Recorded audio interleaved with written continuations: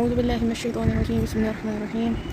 کراچی کا موسم ہے اس وقت 6 بجنے میں صرف 10 منٹ باقی ہیں اور اس وقت بڑی تیز ہوا کے جھونکے چل رہے ہیں اور آسمان میں ایک دم کالی گھٹا چھا گئی ہے اور اللہ تعالیٰ سے امید ہے یہ خیر کی برسات ہو۔ اگر بارش ہونی ہے پریڈکشن تو ہے لیکن خیر کی بارش ہو۔ ہم لوگ تو اچھے گھروں میں رہتے ہیں، سیف شیلٹرز ہیں ہمارے پاس، اسٹرانگ چھت ہے، ایک محفوظ جگہ ہے، مقام ہے ہمارے لیے ہمارے پاس۔ اللہ کا بہت شکر ہے، اللہ نے ہمیں یہ نعمت دی ہے سر چھپانے کے لیے، مضبوط مقام ہے۔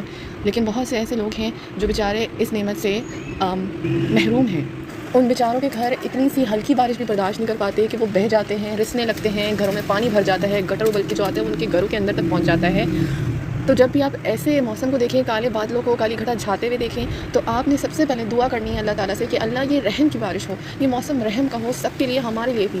ہم تفریح لیتے ہیں، ہم کسی نیچر کو آتا دیکھتے ہیں، سمندر پہ طوفان آتا ہے تو ہم سارے سمندر کی طرف پہنچ جاتے ہیں، یہ نہیں سوچتے کہ اس میں ہمارے لیے کیا عبرت کی نشانی ہے۔ کہیں اللہ ناراض ہوا ہم سے تو یہی ہمارے لیے قہر بن کے نہ برس پڑے، جیسے پچھلی قوموں پر عذاب آئے یہ بارش کی شکل میں تو آئے۔ شروع میں ہلکی سے فوار ہوئی اور یہ ہلکی سی فوار اتنی تیز بارش کہ وہ ایسی زوردار بارش ہوتی تھی کہ جیسے مانو پتھر منہ پہ برس رہے ہوں، جسم پہ بڑے بڑے پتھر گر رہے ہوں، وہ آگ کے پتھر بن گئے، ایسی بارش ہوتی تھی۔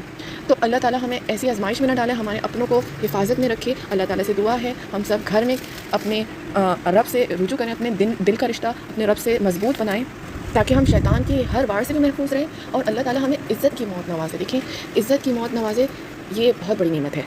بہت سے لوگ بجلی کی وجہ سے جو بارش گرتی ہے اور بجلی کی تاریں زمین پر بہہ جاتی ہیں اور بجلی کی تاروں سے الجھ کے یا اس کرنٹ کی وجہ سے جو بجلی کی تاروں کی وجہ سے پانی میں پہنچا ہوتا ہے اس وجہ سے اسے پھنس کے مر جاتے ہیں۔